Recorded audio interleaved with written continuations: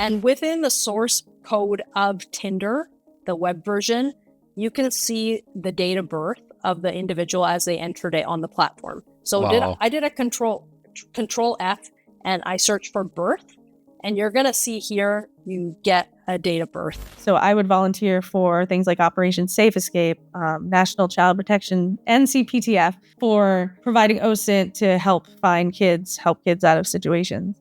There's a whole range of different things. Some stuff we've developed ourselves. I mean, often when people say, what's the most important, open source investigation tool, I would say, Google is really useful. You don't have to overthink it sometimes. Two things a lot of us want: security and privacy. I find it really funny sometimes when I get messages like, bro, you've doxed yourself because I've shown my IP address. Well, here's my IP address. Notice the IP address here. Does that mean I've doxed myself? No, because that's an RFC 1918 address. But notice here, I'm not running a VPN, and I'm going to now show you my public IP address. So I've gone to whatsmyipaddress.com, and notice this is my IP address. This is an IPv6 address. And according to this, I'm currently located in India. Now I'm cheating here because I'm using the Tor browser. But notice I'm actually using Brave, but I'm using Tor, not Tor within Brave. This is a normal Brave window. But let's muddy the waters a little bit more. In this example, I'm not using Tor. I'm using Firefox because Tor is slow. I've gone to whatismyipaddress.com, and notice according to this is my IP address, IP version 4 address, and according to this, I'm located in Berlin, Germany. The problem with Tor is it's slow, but let's see how fast my browser is here. So I'm going to go to fast.com, Netflix website that allows me to do a speed test. I don't know, I think I'm quite happy with that. 5 gigabits per second, 4.8 gigabits per second. That is a very good speed for me getting full privacy. So again, notice I'm not using a VPN. This is my RFC 1918 address, or my private IP address. This is my public address, which says I'm in Germany. What I'm actually doing here is I'm using a KASM workspace. Number one, I can do secure and anonymous research. For example, if I'm doing OSINT, I don't want people to see my public IP address or personal details about me. I want to have privacy. I want to be able to hide what I'm doing. And in this video, I'm going to talk to a number of very high profile and very well-respected OSINT researchers and get their feedback about what they do to be more private and advice from an OSINT point of view. They all use KASM Workspaces as part of their workflow. I really want to thank KASM for sponsoring this video, but I've actually been using KASM for a while. Great for privacy, but from a cybersecurity point of view, it's also fantastic because I run a YouTube channel where we have sponsors and we get emails coming in telling us about companies that want to sponsor us. The problem there is, how do we know if it's a legitimate link? We're often told in cybersecurity that we should never click on links on emails. But in a lot of cases, that's not practical. In a lot of cases, I want to use a link on an email and see where it takes me because the email looks legitimate, all the information looks correct, but I'm not sure if the email link is actually a good link. Especially with the advent of AI, emails are looking more and more legitimate, even though they come from bad sources. And how do you know if a legitimate email user hasn't been compromised? So someone could compromise one of your family members and send you an email from a legitimate email address, legitimate email account, but then take you to a phishing website or some other type of dodgy website. So for example, if I want to do research about some type of topic, let's say phishing websites, I can do that safely and securely from the KASM workspace. I could also download malware. If malware was downloaded into this KASM workspace, that's not a problem because it's not connected to my local machine. What's actually happening here in the KASM workspaces is we have total web isolation or browser isolation. What we can do here is either launch just a browser or, as an example, a desktop, which could be Windows or Linux as an example. And when it boots up, I could decide to enable or disable the persistent profile. I like to do stuff disabled, which means when I close this down, that whole session is gone. The container is totally gone. So containers are spun up or torn down as I need them. So as an example, here I'm running Ubuntu once again. I could open Google Chrome if I like, and I could go to what's my IP address again. I'll reject all cookies, go to the website, disagree, and notice once again, it thinks I'm in Germany. I'm not actually in Germany. I'm in the UK, but according to this, I'm in Germany. So now this IP address is an Oracle public cloud. You could try doxing me or, doing a DDoS attack against this, but you're not going to be attacking me. You're attacking Oracle in that case. Or, you could try and attack this IP version 6 address, which is in India. Again, that's not going to affect me. This is the power of KASM Workspaces. You get privacy.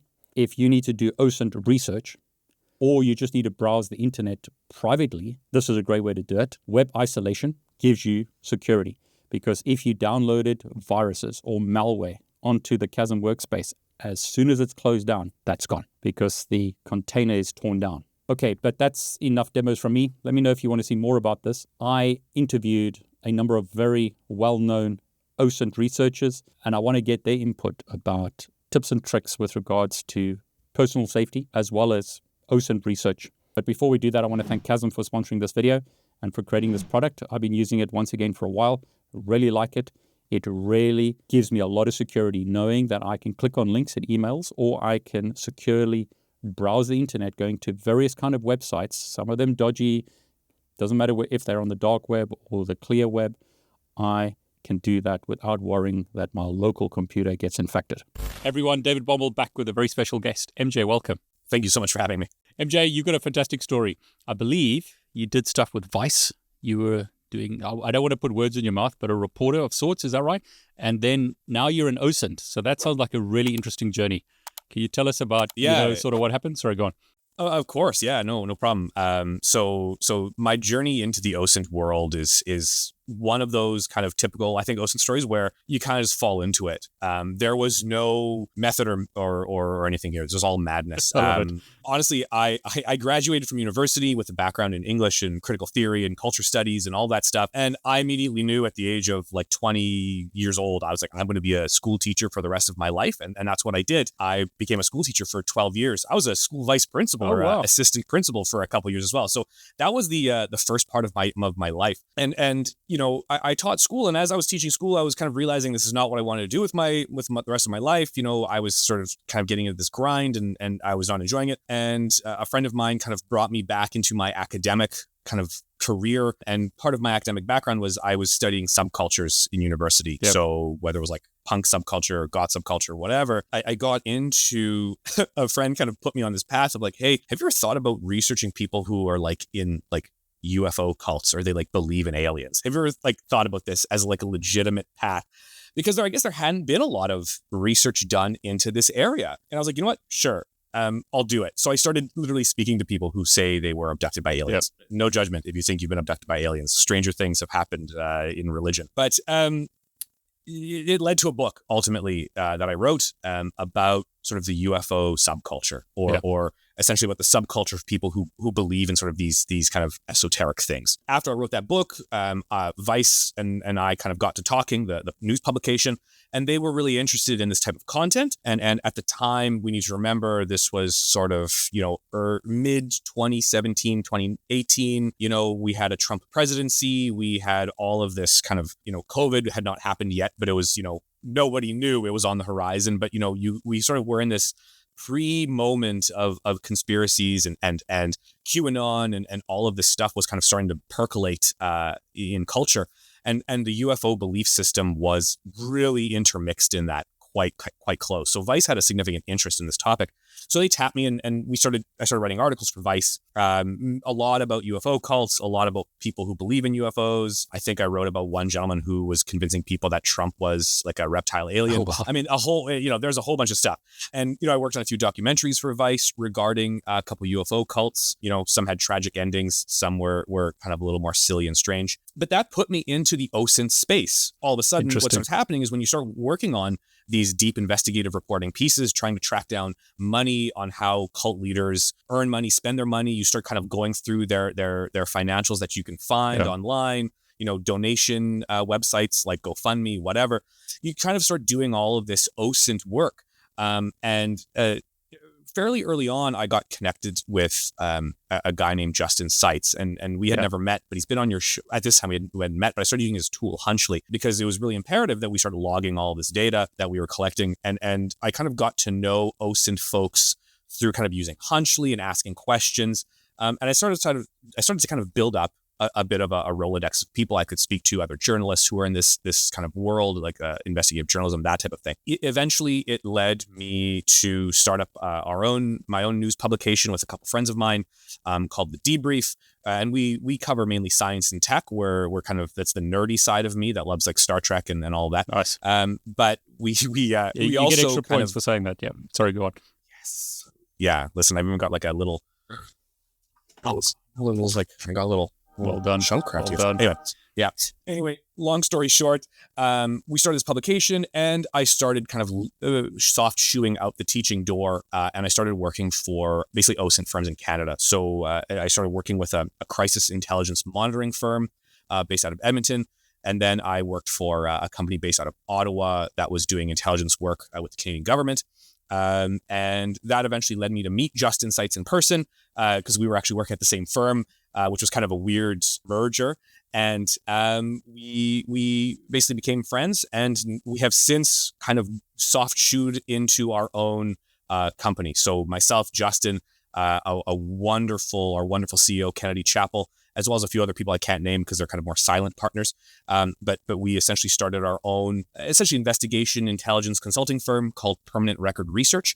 And currently, I'm the head of investigation and analysis there, and we are basically doing OSINT work, intelligence work, investigation work, fraud detection, all that good stuff, threat assessments, whatever the client needs. And that's what I do full time. So I went from a career in teaching and writing about people who believe in aliens to doing OSINT full time. That's the journey. So your background was teaching English literature, right? Critical theory, UFOs. Sorry, go on.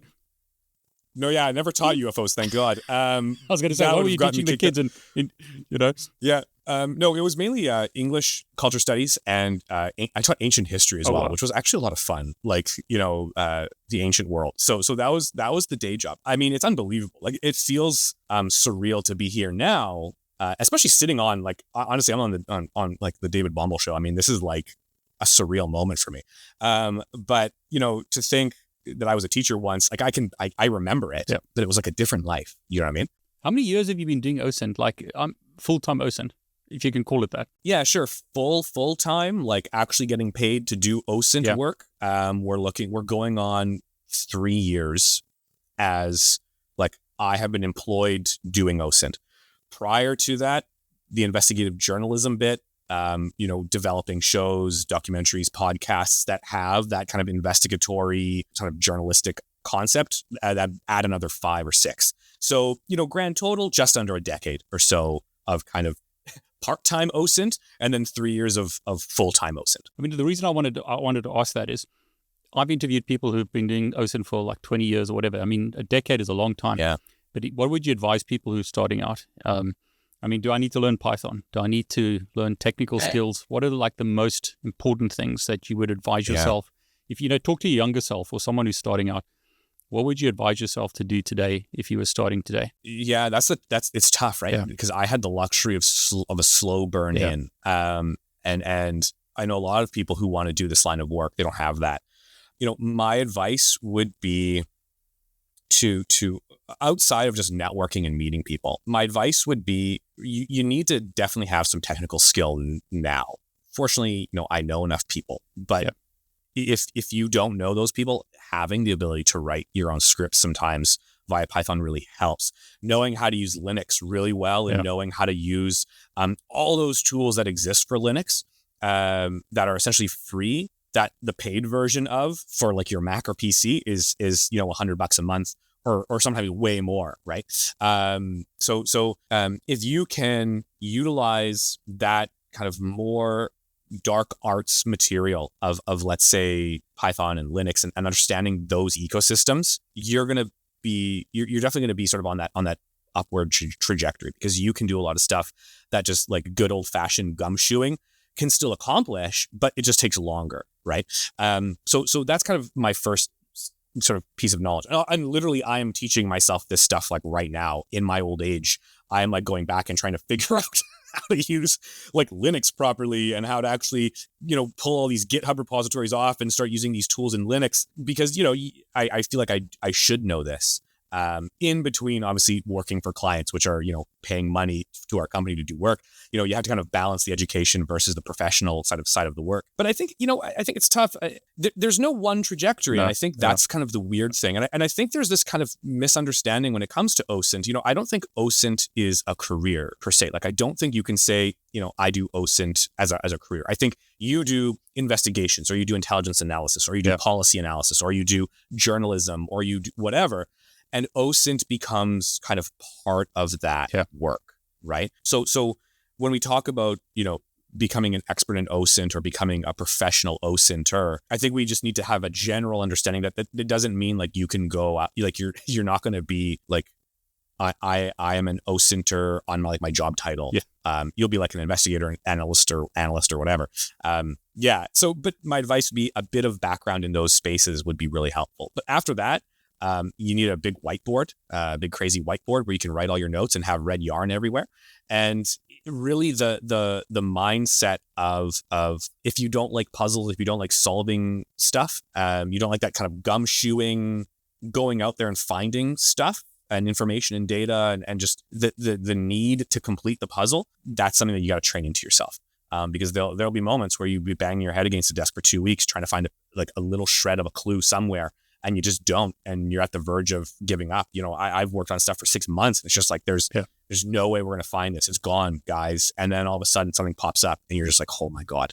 So the gumshoe kind of drive, touch of Linux, touch of Python, mile wide and an inch deep of knowledge and kind of all things. And there you go. That's the path to OSINT, I guess. But don't take my word for it. Just one person here. MJ, a question that always comes up, right? A lot of people watching think tools are the way.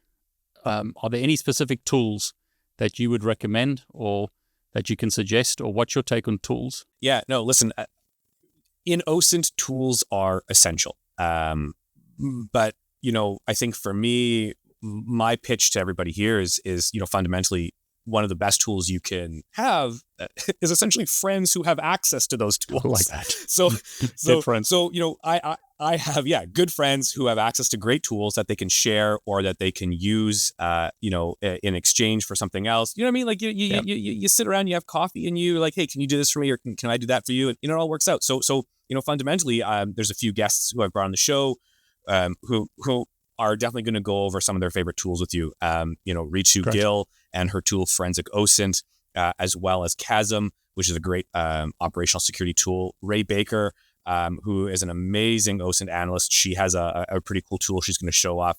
And obviously Eliot Higgins from Bellingcat has a whole series of tools that they use that they're going to talk about. So I think they're the ones who can get into the tool conversation, and I'll let them take it from there because they're the pros. Yeah. So the first person that I want to kind of introduce everyone to is Ritu Gil. She's a OSINT operator based out of Vancouver in Canada. She's the founder of Forensic OSINT, which is a great tool. We use it all the time at Permanent Record. And basically what it does is it allows you to capture data so that it stays on your device, like your computer, forever, and essentially allows you to retain records that are sort of primo and mint condition, that they can't be questioned. I'll let her talk about it more, but from an OSINT perspective, Ritu, she speaks at SANS conferences, she speaks at conferences all around the world.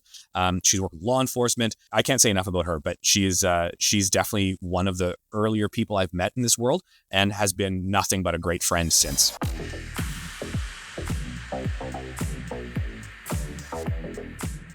What do you think are the most important skills or characteristics of someone if they want to be a good OSINT investigator? Or if you were looking to hire someone, what are you looking for someone to be an OSINT investigator? I would say critical thinking is key. Someone who's very persistent.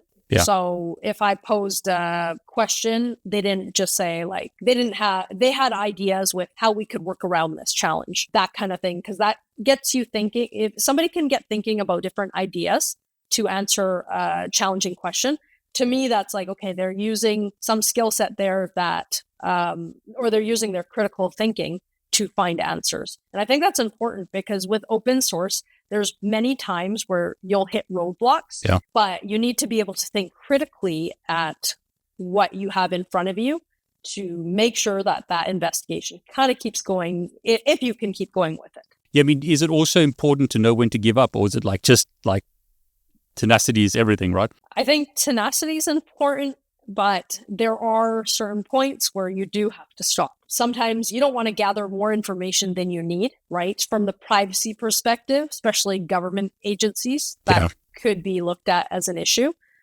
So for me, if I've answered the intelligence question, I'm done. Moving on. Some people that are doing OSINT have a certain budget or they have a time limit. Same thing. If those have you've maxed out there, well, then you also know you need to stop at that point. So yeah, those are my thoughts on that. It's interesting because you've mentioned what I would call more soft skills than technical skills. Are you finding that these kind of soft skills, and I mean, perhaps I'm misinterpreting it, but for OSINT, you don't need to be a hardcore programmer or coder or something like that. It's a different skill set to, say, someone who's perhaps in cybersecurity or programming, etc. Yeah, I think everyone has a place in terms of, with OSINT, you will have technical people, you'll have non-technical. It's really awesome if you have a group of people where there's non-technical, but there's somebody with a technical knowledge or experience because they bring something else to the team, vice versa. So that said, I don't think you need to be necessarily a technical person, but it really depends the type of OSINT you're doing, because even for me, I don't consider myself a technical person, but I kind of grew up with computers. So I know my way around those basics. That said, there's a lot of OSINT people that are highly technical, and I don't do the same type of OSINT work they might do. Yeah, I love what you said. I mean, it's a team, right? If you've got a team with different skill sets, that's the best thing to have. Yeah, I really think the team kind of mindset is the best because you have the best of both worlds. And it's also so if you're kind of comparing it to the law enforcement world, if you have a police officer or an investigator and you have an analyst on the same team, it's really good because you get both perspectives. And that shows you different sides of how an analyst looks at things versus how an investigator looks at things. And how do I get started? Do you have any advice? Let's say I'm interested in this. I mean, I can obviously do OSINT challenges. You mentioned CTFs and stuff like that. Perhaps you can give some advice. If I want to get into this, any sort of roadmap or sort of a path that you can recommend? Yeah, I get this question a lot. Honestly, I get a lot of messages on LinkedIn and Twitter and other places. But I wrote a blog post for SANS actually. And if you Google how to get into OSINT, I believe that's the title, it will probably take you right to that blog post. Within there, I do highlight different things because people learn different ways as well, right? Some people want to listen to a podcast. Some people want to read. Some people need to actually do things to learn the techniques. I would say taking a little bit from each group is really important. That way you kind of expand the different ways. You can see the different audiences. I really think if you're that new to OSINT, it is really important to just start reading and learning about how other people are using it, just to wrap your mind around how it's being used. What about jobs? Because that's a big thing, right? It's fun to do OSINT on the side. I've been posting photos of my holiday and asking people where I am, and that's fun. But, is there money in it? Yeah, so there are many jobs internationally around the world, OSINT related, or they have a component of OSINT in it. So there is a group called OSINT, or a social media website called OSINT Jobs. And I know they publicize jobs internationally, and they posted it online on LinkedIn, on Twitter. I highly recommend, if people are looking for jobs, to go look at those. And if some of those jobs maybe aren't in your location yet, I personally, if I was starting new, I would look at what the qualifications are for those jobs, and then I would try to go get those qualifications. So, and some of it might be very specific. It might actually say exactly what you need. Some of them might be just hey, you have to be good at analytical writing, or the skill set with writing as an analyst. Well, you can take courses all around the world and online that will teach you some of that stuff. You can take courses once you get some of those core competencies, I think that's a starting point as well. Ritu, it's great to talk about this stuff, but I'm hoping that you've got a demo, right? I do. So right now I'm in KASM, in a KASM workspace. Yep. And I talked about how this is great for OPSEC, and it's great if you are an OSINT investigator, so you can focus on your investigation. So another thing I want to mention here is within KASM Workspace, you'll see there's Forensic OSINT. So I've mentioned this tool a couple of times. This is a tool that I co-founded. It will help you make screen captures of online content. And so if you see the interface here, there's several options in terms of capturing a current screen, capturing a full page. Essentially, you can make captures here. So if I wanted to capture current screen, it's going to make a capture. And then it's going to go right into the case management system, which is built into Forensic OSINT. Nice. And you're going to see here's the download.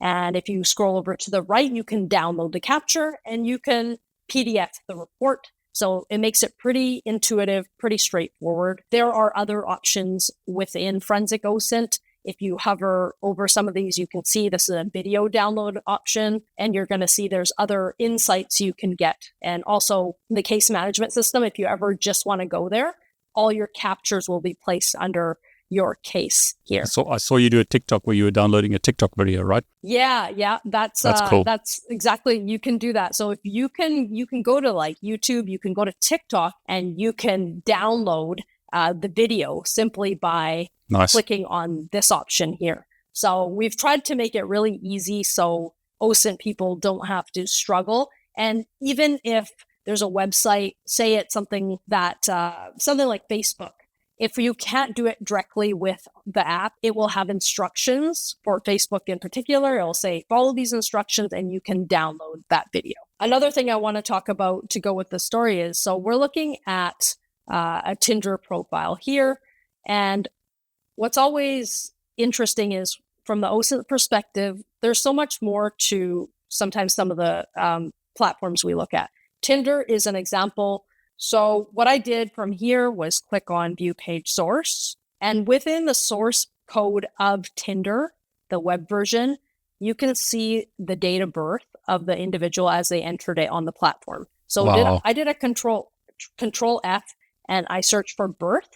And you're going to see here, you get a date of birth. So that's not shown on the public facing, but it's in the source code, right? Exactly. It's in the source code. Yeah, that's bad. So It's really good from an OSINT point of view. Sorry to interrupt. Yeah, sorry, go on. Yeah, it is good from the OSINT side, but from the privacy side, not so great. Yeah. But this was that breadcrumb that pieced things together for me. And I wanted to just do a quick demo to show you what that looked like. I was wondering how you found that. So if you just go back to the public profile, you don't have that as a normal user, if you like, but it's worth looking at the source code. Exactly. Yeah. And how I did that was I right-clicked on the photo and I just selected view page source, and then I searched for birth. And you're not even logged in, right? I'm not logged in here. I'm not logged in at all. I'm just looking at a certain username, and that's just to show you what you can get out of looking at the source code at times. Wow, some sites give us a lot of information, and especially from the OSINT perspective, sometimes really useful information to piece together that puzzle that you're trying to put together. Just so that I understand, because I always make this joke that a lot of the younger generation call me a boomer, even though I'm not. Just want to make sure I cover the basics. So you have got a browser open to a KASM workspace. Is that what it's called? Yes, that's correct. So that's great. And you running, it looks like Ubuntu. It's within the KASM workspace. It is the Chrome browser, but the desktop version. That's what's running in the background here. Okay, great. So you have got so just to make sure I understand, I could use like Safari or whatever my choice of browser is to go to the KASM workspace, and inside there you've actually got a Chrome browser running, and that's how you're connecting to Tinder and these other websites, correct? That's correct. And then, if I understand right, that browser can be set up to be non-persistent. So when you close it down, all that data is lost, or you can make it persistent to keep the data, correct? Yes, exactly. So again, from that operational security standpoint, this keeps it very safe. So if I shut this session down, it's I end right there, and it's a clean start when I start again. So on the Forensic OSINT tool, those captures at the moment are being saved into the KASM workspace. So you just got to pull that off the KASM workspace before you shut it down if it's not persistent. Yeah. So what you'll notice is I'm logged in here into my account, and any of the screen captures I've made, they are going to go into this folder called John Doe Wanted, but also they're sitting in the case management system. So once you are here and you've downloaded everything, you want to download these captures, create a PDF report to make sure you have it. That way that your evidence or whatever you're working on is collected and saved somewhere. So that's really important to make sure you do that before you close down anything. So that's great, right? So if my KASM workspace shut down accidentally or something went wrong and it's not persistent, I don't lose my entire history of the work I've just done. Is that correct? That's correct. Yeah, your captures will be within your forensic OSINT case management system. That's where you can find it. Okay, so that's great. So I'm in KASM. That's non-persistent. So I can cover my tracks, I can shut that down if I need to in an emergency. But all the data that I've been capturing, the screen captures and the videos and so forth, are going into the forensic OSINT application, which I can obviously get hold of using my proper computer at home. That's correct. So the next person is Rae Baker. She is probably the foremost expert on OSINT when it comes to sort of maritime sea travel. She can track a boat on a cloudy day through a fog and a storm in the middle of the night with its tracker off. I mean, that's how good she is. But on top of that, she and I have actually worked together on a handful of cases from crypto scams to puppy scams to helping her sort of tell stories through podcasting. I mean, her and I have been working together on a few things for almost 2 years now.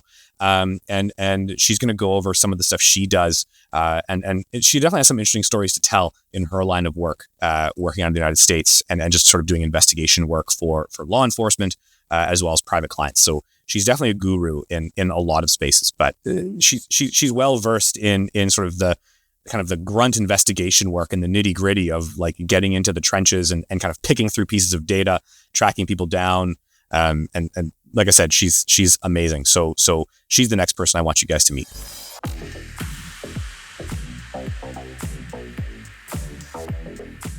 So I think the question, Rae, you mentioned you used like a Google Doc or Google Sheet, I think is one of the tools that you used. I think you showed us another tool. There must be specific websites or specific tools that you really find useful because, I mean, you've been doing this for a long time. You've written this amazing book. But, any suggestions for people who get started? I know you mentioned like a lot of people like tools, but I think if you're starting, it's, what do you do? Note-taking tools, I think, are useful. And that doesn't hinder your ability to do analysis. That's just a benefit. I use OneNote.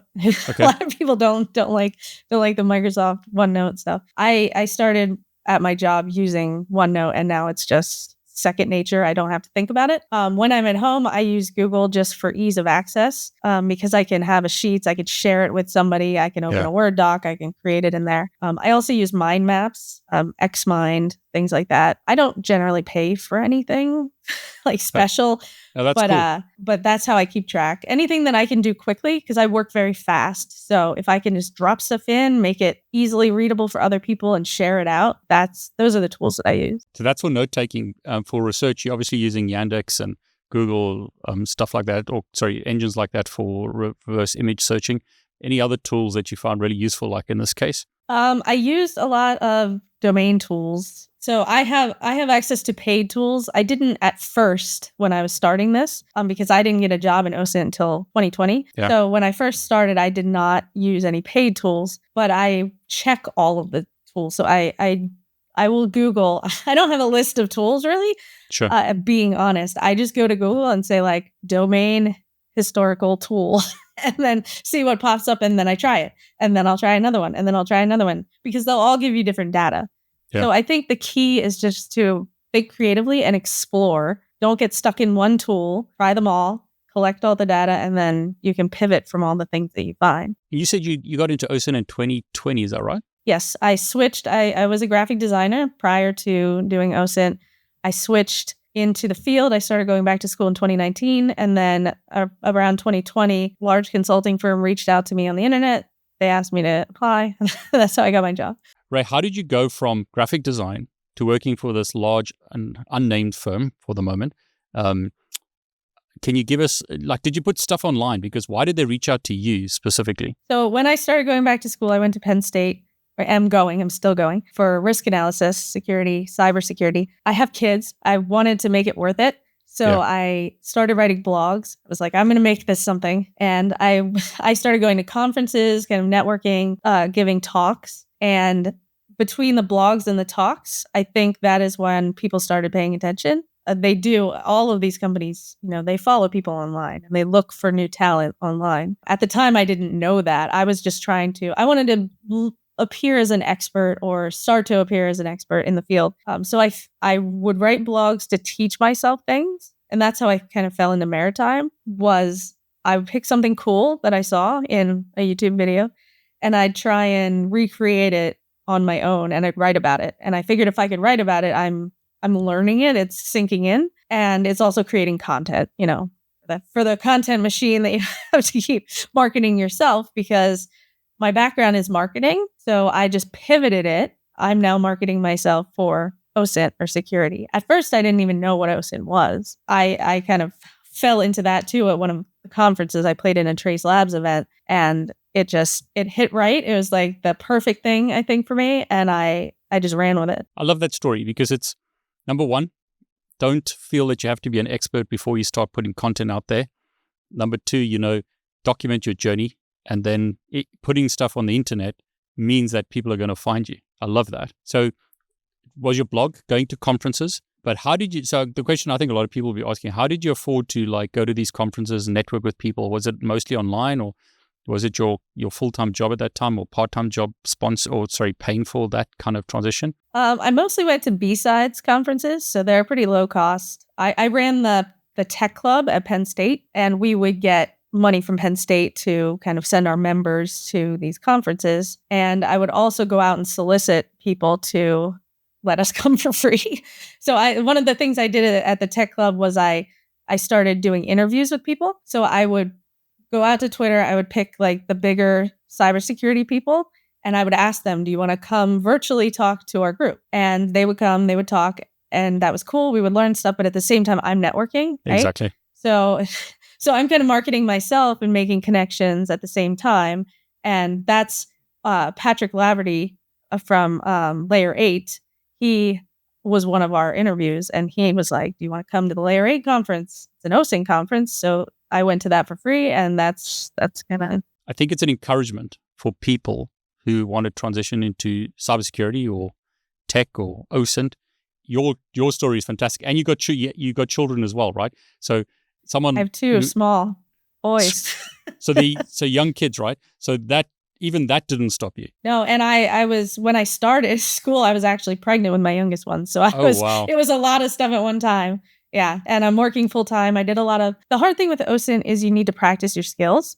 So I started volunteering in order to practice. So I would volunteer for things like Operation Safe Escape, National Child Protection NCPTF, for providing OSINT to help kids out of situations. And that helped kind of hone some of those skills by helping and learning along the way. So let me see if I understand this right. 2 young kids. So you've got young kids to look after as a mother. So you're working full time, you're studying at university, and you're volunteering your time. So when on earth did you sleep? I do sleep. I feel like I don't know. For my years in graphic design, I've gotten very good at compartmentalizing my projects. You do one thing, you switch to the next. It's, out of my brain into the next one. So that's kind of what my day is. Work is this period of time, school is this period of time, kids is this. And of course they bleed over sometimes, sure. but I've gotten very good at figuring out how long a task will take. I remember my wife when our kids were young. I mean, it's all I can say is kudos to you, because that's hard work. That is seriously hard work. It is. But I hope that if anything, I can show that it can be done. Another person I want everyone to meet is Eliot Higgins, the living legend, the founder of Bellingcat. His work on the war in Ukraine especially has been more helpful than people truly know. From tracking missile launches and explosions on the ground and injuries to war crimes. I mean, Bellingcat and Eliot have really led the way in this, and they have built tons of tools that allow people like you and me to sort of aid in that work, but also use those tools for other means. So I think if there was a sort of grand sage or wizard of OSINT, and especially when it comes to utilizing community and utilizing your networking skills and utilizing the people you know, and just generally bringing people into the OSINT world, Eliot Higgins is definitely that wizard. So he's got a few things to contribute and a few interesting tools to show off.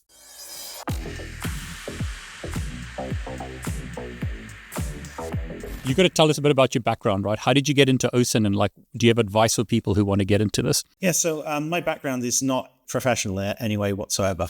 It's fair to say. I started doing this as a hobby. I used to do a lot of admin work for various companies, but that was not my keen interest. It was more kind of what was going on in the world. I was someone who spent a lot of time on the internet, and I still do. And a lot of that time was spent kind of arguing about things that were happening in the world on various forums. And back in 2010 and 2011, a lot of that was focused on the events of the Arab Spring. And I was seeing more and more video footage being shared from all kinds of places where, there were these terrible events happening, but that footage was being often ignored by the mainstream media. Yeah. And part of that was because they didn't know how to verify it. They couldn't tell, where one YouTube video was filmed or a photograph was taken. And really in these kind of online discussions, I thought, well, it's reasonable to ask the question, where is this filmed and how do you find that answer? And it turned out that by using satellite imagery available on places like Google Maps, I could compare what was visible in videos and photographs and then find it in that satellite imagery and then actually confirm where stuff was taken. And this is a technique we call geolocation nowadays, but it was, so much the early days of this whole thing that it was just spot the difference to me, really, with photos and Google Earth. So give us the mission for Bellingcat, and then how people can get involved. Can I work for Bellingcat? What do you guys actually do, and how do I get involved? So Bellingcat, it focuses on open source investigation. We don't particularly focus on any topic or another. We've really been led a lot by the interests of our volunteers. Okay. But a lot of that has, since 2014 has focused on Russia because Russia has been up to a lot of things, across the world. So that's kept us busy. But if someone looks at the work of Bellingcat, you can go to our website. We have guides, we have case studies along with the investigations that we do. So you can pick up, an idea of how to do things there. We have this Discord server you can join, and that's been very active. There's lots of people on there who are digging into all sorts of things. A few weeks ago, for example, a small group of people on the Discord server started digging into what was behind an oil spill off the coast of Trinidad and Tobago, and using things like kind of ship tracking websites, business records, satellite data, a whole range of sources and methodologies they had learned from Bellingcat.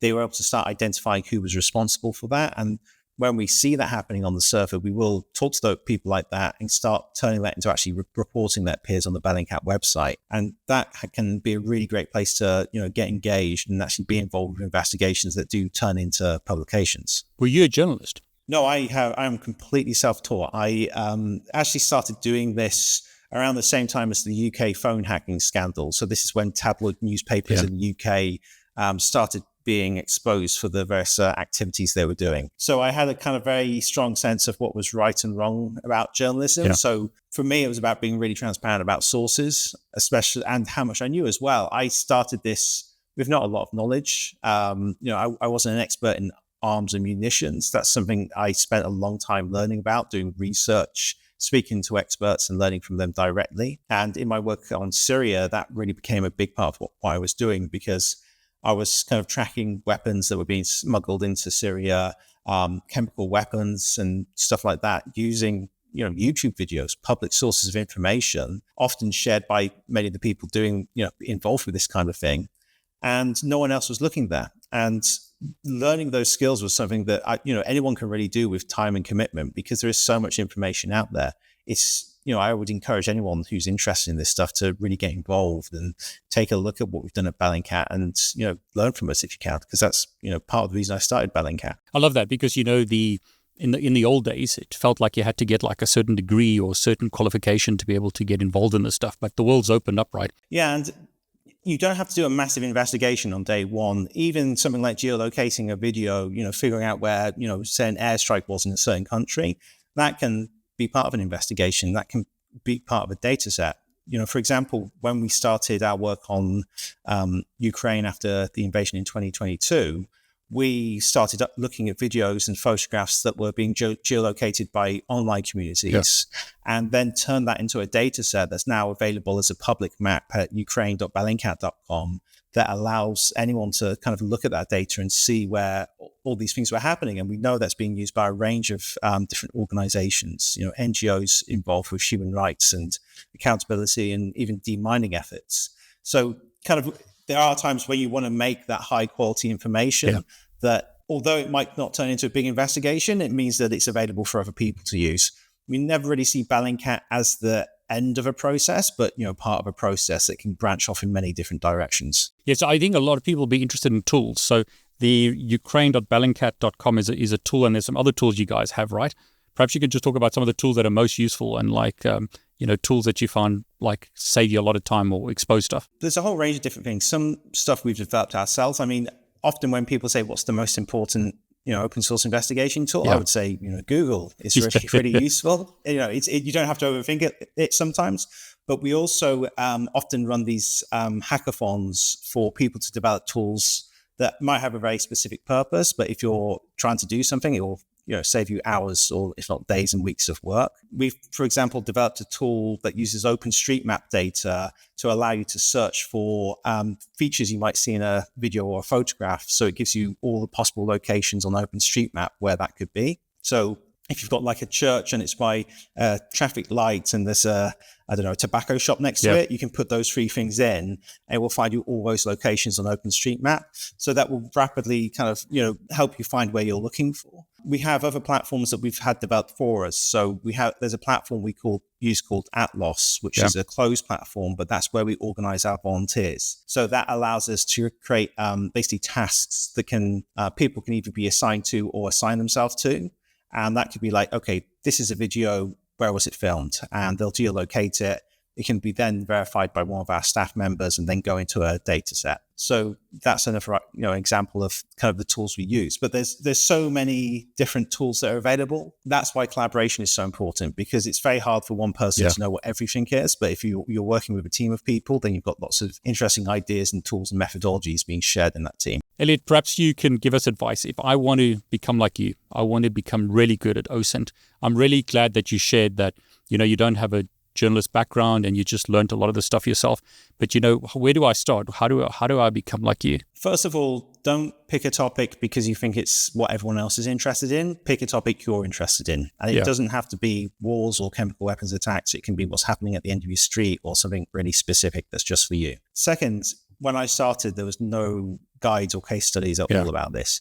Now there's a lot. You can find them on the Bellingcat website. There's other people who write guides and case studies. But the Bellingcat website is a really good place to start because we have a specific section for people to learn from. And finally, join the Bellingcat Discord server. We have a really active community. They're looking at a whole range of different topics. Just observing the conversations and what people are using as tools to identify different parts of the investigations they're doing could be useful for you when you think, oh, maybe I can do that on the thing I'm interested in as well. Yeah, so those would be my advice. Question always comes up, right? So there's communities in OSINT. I'm assuming people I've interviewed in the past have given me some communities. But what are your favorites, MJ's? Like what's benefited you perhaps the most in your journey? Or what would you recommend people go to? Is it like Discords? Is it follow people on X? Give us some guidance. Where should I go? Yeah. So for me, it's again been pretty circuitous, but the places like X, or Twitter, LinkedIn, Blue Sky, all these places have fairly robust OSINT communities, depending on what you want to do, right? If you're looking for, just some basic skill building, you're looking just to get to know people, kind of engage, obviously Twitter has kind of always been the OSINT hub. Yeah. If you're kind of looking for more of the professional side, like you want to potentially engage people who professionally work in investigations or intelligence work and they use OSINT a lot, LinkedIn is obviously kind of the place to be. For some reason, in the last 2 years, LinkedIn has become my favorite social media, and I don't know why. I think it's a sign that I'm getting old. I didn't say that. And I can't keep up with the young folks on their new social medias. So there's LinkedIn, Twitter, there's kind of the usual spaces you go just to network with people. When it comes to kind of, Discord servers, OSINT for All is a really great Discord chat that exists, I guess, a room, and they've got a whole bunch of sort of different rooms, and it's like an entire kind of ecosystem of OSINT that ranges from, capture the flag tournaments to cybersecurity stuff to, like straight up open source intelligence. How do you find people on Facebook kind of thing? So OSINT for All is a really great place to go. Obviously Recon Village through DEF CON, they have a nice small little community. The Discord server has about 400 people on it. So it's not like jam packed with thousands, but the Recon Village folks are great because, these are people who kind of exist in that kind of strange world between sort of the DEF CON cyber threat intelligence hacking world and the OSINT space. So you get kind of that dual purpose. That's nice, with them, right? You get that kind of straight up classic OSINT, but you also get the sort of cyber threat actor component that you can sort of utilize as well, which is really being merged like in the OSINT world. So Recon Village is terrific. Big shout out to them. Apart from that, if you want to start getting into stuff, Trace Labs is always looking for volunteers to help with investigations. I think Bellingcat is always, looking for folks who can potentially, throw data their way. There's I think the National National Center for Child Protection, I think they have a sort of a volunteer area that you can sign up for. And essentially you can aid in investigations for like human trafficking and child protection. And, unfortunately none of that's paid, but it gets you into those worlds and it gets you to meet people who operate in those worlds. And again, you get to share sort of tips and tricks and you kind of learn in that organic way, not, going through a book or going through a training course. Not to say those things are bad. Those are terrific things. And if you have the time and the resources to do them, awesome. But for some people, they just don't, right? They work a day job and this is just sort of a part-time thing. Doing it and volunteering and kind of getting your feet wet, swimming in the pool, you pick up those skills kind of through osmosis. So let's talk about books and then I want to talk about jobs. Are there any books that you'd recommend? Totally. Rae Baker's book is terrific. I'd also obviously recommend, I got the old one, but every OSINTer probably has one of these on their shelf at some point. And it's funny, you can tell 7th edition is when I kind of started getting into this world a little more seriously. So I've got a newer one, I think. 9th. Yeah, obviously. Yeah. You're reading this for longer. I'm not David Bombal. I don't get to, get free swag from people. There's a shot there. So yeah, everyone's got that, obviously Justin Seitz, I can't, promote his stuff enough. He's a coworker, obviously, and a partner. So obviously I'm going to shamelessly promote his work, but he's in the process of writing another book as well. Right. So, but if you're into, Python coding and that type of stuff and how it merges with OSINT, he's got books based upon that. So, there's so much out there, man. The internet is the problem, full of stuff. Overwhelming. Yeah, it is overwhelming. And don't get overwhelmed. Just start. You have to start slow, right? No one became an expert OSINT expert in like a year, right? It takes decades to grow and develop and figure out what works and what doesn't. This is one I want to ask you about. What got you the job? When you said you applied for a job, being a school teacher going into OSINT, that's quite a jump. But you obviously did a bunch before that. But what do you think opened the doors? Yeah, so when I started working for a company in Edmonton, and I was at this point a freelance journalist for a while. I had an investigatory sort of journalistic podcast under my belt. I had 2 documentaries. Yeah. I had some stuff on History Channel that I did work on. I had a whole bunch of articles. So I sort of had the investigatory journalism kind of proof of work, right? Yeah, I had receipts. Yeah. And the job itself was actually to kind of keep going down that road. They wanted to create content, podcast, and video content that took the OSINT work they were doing and then essentially would break it into almost like a story that you could watch. It was called The Breakdown. And so we created a bunch of episodes, and it was literally taking, a few points on a heat map of, people are reporting, a wildfire, or people are reporting a shooting, or people are reporting an explosion. So we would then take that and we would kind of zoom in on it and then like OSINT it out to see what actually happened that day and how everything was moving, who was calling who. We were listening to 911 calls and just kind of going through all of this and turning it into a narrative that shows how you can utilize live kind of crisis monitoring to develop really robust threat like assessment reports, OSINT reports, intelligence reports, whatever. And we just made it shiny and cool through a video and a podcast. But it was essentially taking the journalism work, and instead of having at the end to create an article or a podcast, we were creating sort of these cool little videos and little audio episodes that would sort of tie this all together for a viewer. So that's what landed me that job. I had already had the receipts. Yeah. I started doing that. And then, you start doing a lot of OSINT, and people watch those videos, and then they get interested in those videos. And suddenly people start calling you being like, hey, I saw this. Did you ever think of this? And all of a sudden you start talking to them, and they're giving you advice, or you're trading advice, or you're giving them advice. And then you're building your network, which then led me to my job with the company out of Ottawa and Just Insights and sort of doing intelligence work for the Canadian government as well as other clients. So yeah, it's just, again, the beauty of networking. Yeah, I always hear the same thing, right? Put your work out there. Yeah. Network with people. Exactly. Yeah. And, don't, we discussed it here as well, part-time. Don't jump unless you're ready. You don't have to burn the ships and then go straight into this.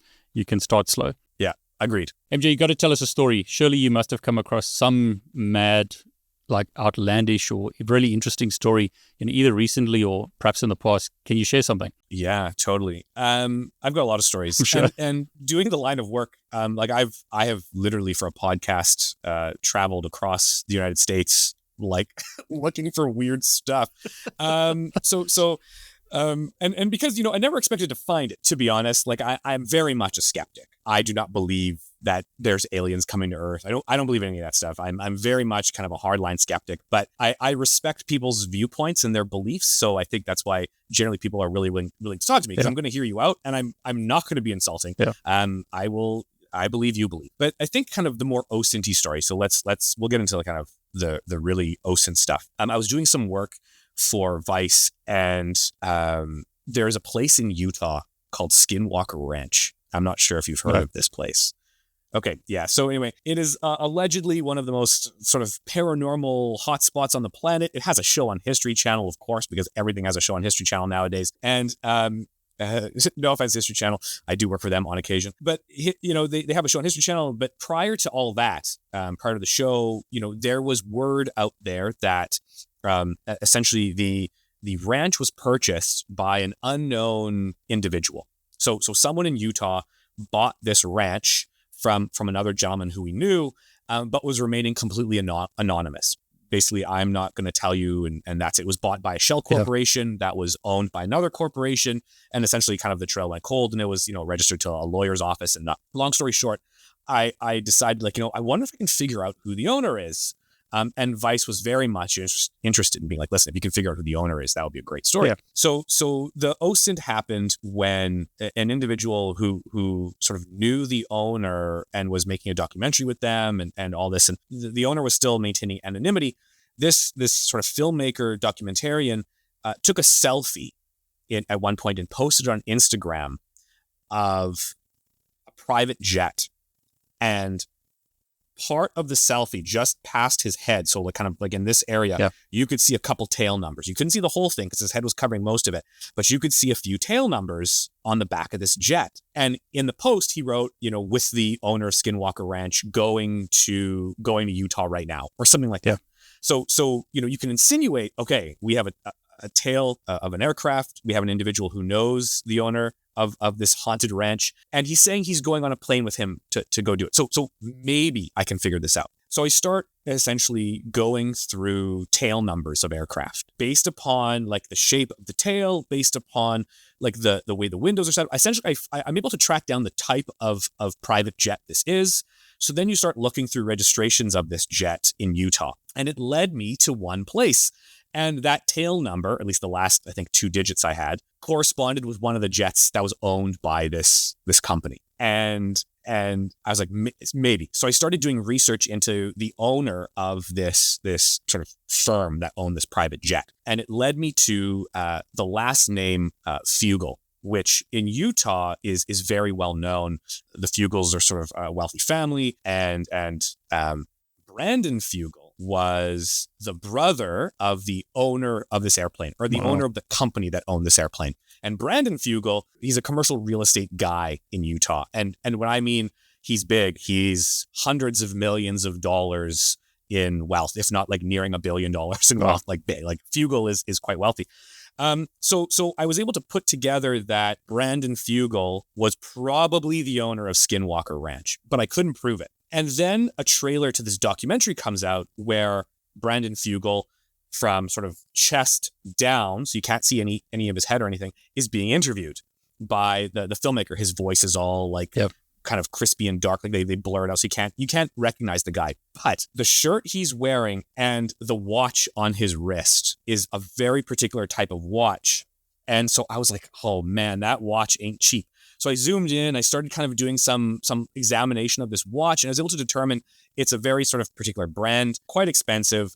And so I was like, I wonder, because this all tracks, right? He's a rich dude, commercial real estate, like this all makes sense. So then I start watching videos on YouTube of Brandon Fugel giving lectures at like real estate conferences. And there's one point where the cameraman is like there and he's on, like Brandon's Fugel's on the stage, and the cameraman zooms in really close on the guy, and Fugel like picks up a water glass or a water bottle, whatever it was, I can't remember, and he takes a sip, and it's zoomed in right on this sip and this watch.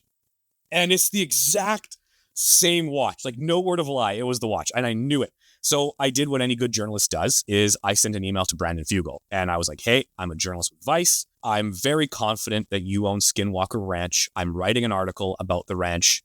Do you want to comment? Well, he immediately turns around and says like, well, hold on a second, buddy. Like, first of all, you caught me. Second of all, let's have a discussion. And in exchange for not just outing him outright, I was able to go to the ranch, get an exclusive, visit the place, talk to his folks, talk to his staff, get all that. And then I was able to release his identity in a follow-up article a few months later. So essentially I got 2 articles for the price of 1, which is always worth it when you're a journalist. But that's how I OSINTed out that Brandon Fugel owned Skinwalker Ranch via a tail number and a watch. It's amazing. Yeah. I love stories like that. It was, I can't believe I did it. It was one of those moments of like, and it's a dumb luck moment of, if I hadn't watched that YouTube video, I would have still probably not figured, you know what I mean? Like the YouTube video was the clincher for me. Yeah. So this is, for everyone watching, a good reason to watch YouTube videos, right? Get paid to watch YouTube 100%. Videos. Yeah, you can OSINT it out. Yeah. Anyway, yeah. So it led to a lot of. I mean, listen, Brandon Fugel, he was nothing but a gem. Really nice guy. We went to Skinwalker Ranch a couple times actually for various projects. I did a podcast there as well. So. He's a really nice guy. Do I think Skinwalker Ranch is haunted by some sort of paranormal deity? No, I don't. I think it's just a ranch. But it's still cool. It's still a fun place to go. I've had a few weird moments there that I can tell in another episode of this podcast if you ever invite me back. That'd be great. But I won't get into it now because we're going to run out of time. Something I've learned in life, and I think you've mentioned it many times, right? You can work by yourself in isolation, but you're not going to go as far as with a team or a community. Has that been your experience? It sounds like it in getting into OSINT. Yeah, listen, one thing I'll say is when you have other people who you can work with, when you have other people who you can run ideas by or throw ideas by, having those extra sets of eyes will really help in not just putting stuff into perspective, but also viewing the world in a different way that maybe you don't view the world. And suddenly it opens up new corridors of possible exploration or investigation. So, oftentimes, like when I worked, for example, with the company in Ottawa, a lot of the folks that I work with came out of the military or the law enforcement sector, and they view the world in a very specific way. Yeah. And then I was, and a couple of us were, from journalism or from cybersecurity or other kind of lines of work or previous experience. And we view the world in a very different way than like a police officer does. So when you put us all in a room together, even though, we're all kind of chasing the same target or we're chasing the same information, we're going to kind of think about that target or that information in really different ways. Yeah. And I think that the benefit of having a team, just like we do at Permanent Record, which is a whole variety of people from different lines of work. We have lawyers, we've got hackers, we have like content people, we've got marketing, we've got ex-school teachers. We all like bring different ideas to the table. Yeah. And if you can find that kind of team, right? If you can find that small circle of friends in the OSINT space that you can bounce ideas off of, that you can say, I'm stuck here, what do you think? They're going to be able to provide you sort of these different outlooks that you're going to say like, oh my God, how did I not see this? Like you're going to hit they're going to be like, oh, really? Yep. oh, I'm so stupid. Like, you're going to have that moment of, oh, this is child's play all of a sudden, right? And not only that, that little group of people will have natural kind of tendrils that connect to other people in the OSINT community who you can also rely on for help. I can't tell you how many times I have been in situations where it's like, I don't know the answer, MJ, sorry, but this guy might, or this woman might, you should reach out to her. And they will then say, hey, this is my buddy MJ. He's doing this casework. Can you help him with this? And all of a sudden it leads to a brand new connection of an individual you didn't even know existed, but they can aid you so much in your research or your work, and they become like a valuable ally. Yeah. And this has happened. This has happened like hundreds of times throughout my career. So you can't, tools, skills, talents, like the ability to learn this stuff, that just comes, right? You will learn, you will develop skills, you will develop all those things. It's that team of people that can make or break you. It's that team of people who will push you forward and who will allow you to see sort of the world around you in a different way and give you different perspectives, that all of a sudden the investigation doesn't seem so daunting anymore. They're able to provide you various lenses, and the more lenses you have, the more roads you can walk down, I guess. And fundamentally you'll complete your task or your job or whatever it is more efficiently. It'll be better, it'll be higher quality, and you won't miss so many things in sort of the loopholes of your investigation. So that's my pitch here. Team is what makes all the difference. MJ, anything you want to share before we wrap up? I think you should, like, you can tell us perhaps a bit about where you work, like your handles on social media. Can you share a bit about like what you're doing these days? And then we can wrap it up. Yeah, there's definitely a few places you can find me. If you're into the more geeky, sciencey tech side of stuff and you just want to take a break from OSINT, you can find my work and my writing right now at thedebrief.org. Nice. It's a science and tech publication for all of the dreamers and the weirdos out there who love to talk about space travel, or how they're going to grow food on Mars, or, how the Pentagon is trying to build a laser weapon. I mean, it's all that cool stuff that you read about in the news that you don't believe because it feels like science fiction, but it isn't. So thedebrief.org, big shout out there. We do a lot of fun work, occasionally OSINT articles, but this is more for the nerds out there. For the more OSINT stuff, if you want to really dive in with us, you can find our work at Permanent Record, which is permanentrecordresearch.com. You can also find our blog at bullshithunting.com. And we have some cool writing happening there, a few little free OSINT lessons, some great reports that we're covering on some wrongful convictions, and some interesting storytelling there. Obviously, Permanent Record, we are a brand new firm, but we got a lot of heart, and we're really punching through way above our weight with some of our clients. So if you're looking for some work, let us know. Permanent Record is always kind of looking for folks, as well as contractors, as well as potentially clients if you're interested and you need some work done. But yeah, that's kind of where you can find me. I'm on Twitter, at MJ Banias. I'm on LinkedIn, probably MJ Banias as well. You can just Google me. You can watch me on TV. I don't know, whatever you want. For everyone who's watching, I've put links below to everyone who was on this video. Lots of amazing people. MJ, I really want to thank you for, arranging a lot of this video and sorting it out for me, making my life a lot easier. It's amazing how, just like you said, you meet one person, then you meet another person, and every person that you meet along the way, you just learn from. And so many amazing people out there. Thanks so much for sharing. Oh, thank you so much. It has been an honor to be here. I truly appreciate it. You've shared, and we limited on time, you've shared quite a bit, but are there places that people can follow you? I mentioned TikTok. I love your TikTok videos. Where are good places where people can follow you? So I'm in a lot of places online, but a couple of places. So to do with Forensic OSINT, the app, all current posts and updates will be on forensicosint.com. Yep. However, I'm very active on LinkedIn. I'm active on Twitter. I'm active on TikTok, YouTube. You'll find me in a lot of different spaces. And is it okay if people reach out to you? So let's say there's someone who's interested. Can they reach out to you? Perhaps send you a DM or something? Or what's the best way to, ask questions if someone's interested in this field? If anyone is interested, please reach out. I'm always happy to help. I do the best I can to keep up with my emails. But if you email me directly, that's usually the best way to get in touch with me. But even if you DM me on LinkedIn, I will probably see that, and hopefully I can eventually get to your message. But I'm happy to help. If people have specific questions, I'm all ears. Ritu, I really want to thank you for sharing. It's great when I'm able to talk to people with 17 years of experience, and when you distill it and show us your tips and tricks. And I'll just say this: I watched one of your TikToks where you were looking at Skype, and you made me immediately go and check my Skype details to make sure that I wasn't oversharing. So, there's so much cool stuff that you're sharing. So thanks so much for doing that. Thanks so much. I appreciate it. And thank you so much for having me on your show. And it's great to meet you. Likewise. Last thing, can people reach out to you online? Sure. You can find me on Twitter at Wondersmith_Rae. I'm on LinkedIn. You can go to my website, raebaker.net, and send me a message. I usually respond. So Rae, thanks so much for sharing. Really appreciate you writing this book. Thanks so much for coming on this call and also sharing the cool story. Thanks for having me. Eliot, I really want to thank you for sharing and being an inspiration for so many people. I'm so glad that you started doing this all those years ago and you didn't, wait, like thinking you have to become a journalist or do something else, but you just went and did it. So thanks so much for sharing. That's great. Thanks for having me on.